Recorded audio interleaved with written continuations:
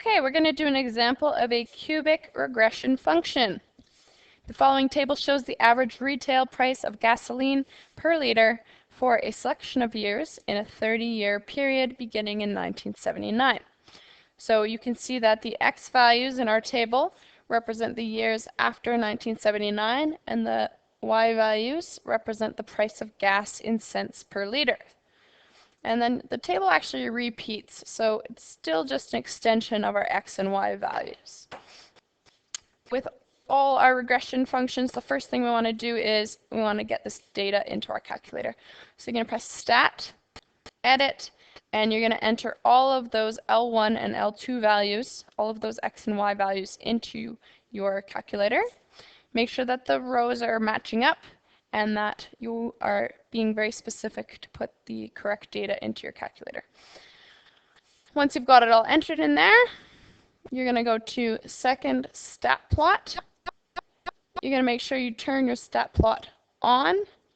Make sure that your scatter plot is chosen and that your data is coming from lists L1 and L2 where you entered your data. And then you need to choose an appropriate window. X represents the number of years after 1979. So it starts at 0.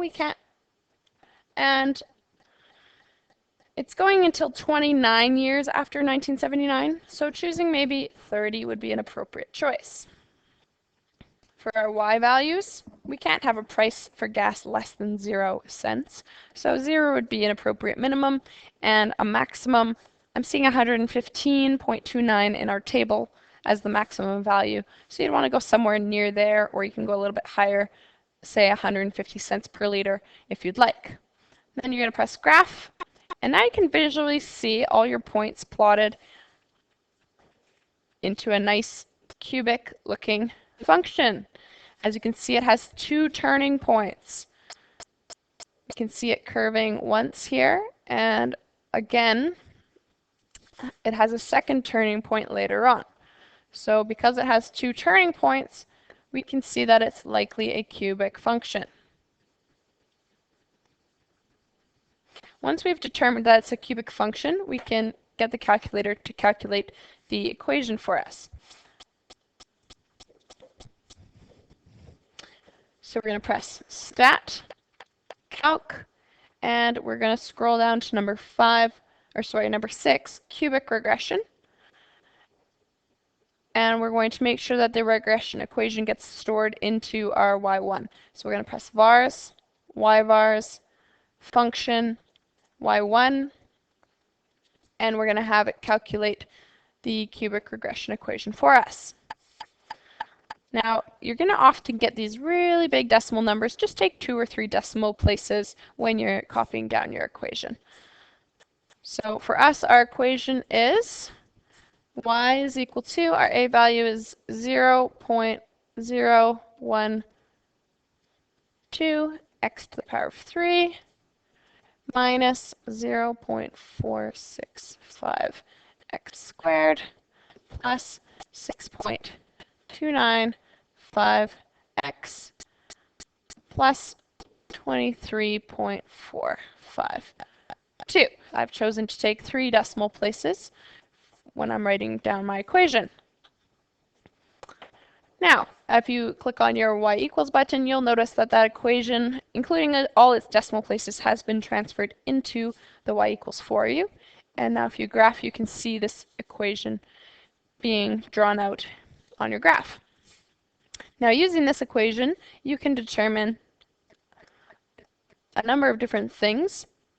In the question B, it's asking us to use the equation to estimate the average price of gas in 1984 and in 1985. But remember, X represents the years after 1979. So if we think about 1984, this is 5 years after 1979. So 5 years after 1979. So X equals 5. And for 1985,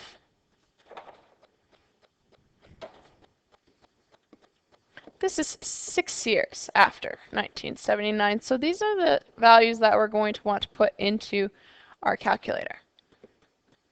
Now remember, if you know an x value, you can press second calc, go to number 1 value, and you can enter in any x value and it will tell you the corresponding y value in your function.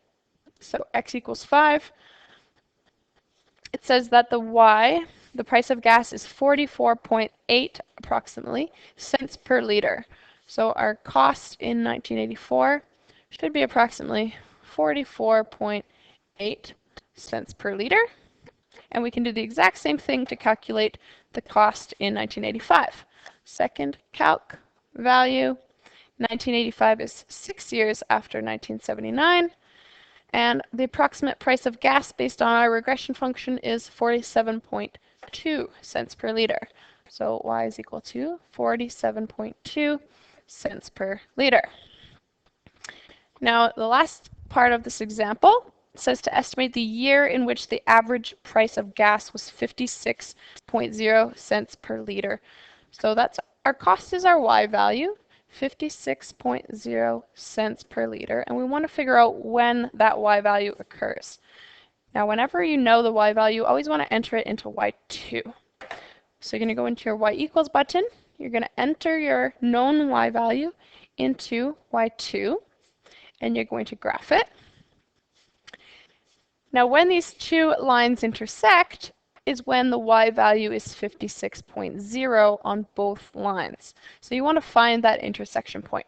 You're going to press second calc, intersection, go close to the intersection and press enter 3 times.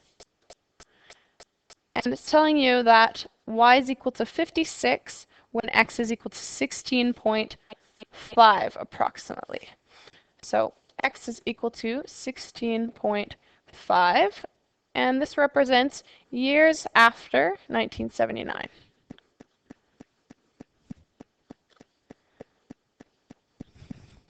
So if we want to know the exact year that the price reaches 56 cents per liter, we would add 16.5 to 1979 because it's 16.5 years after 1979. So this price is likely to occur in 1995 to 1996 approximately.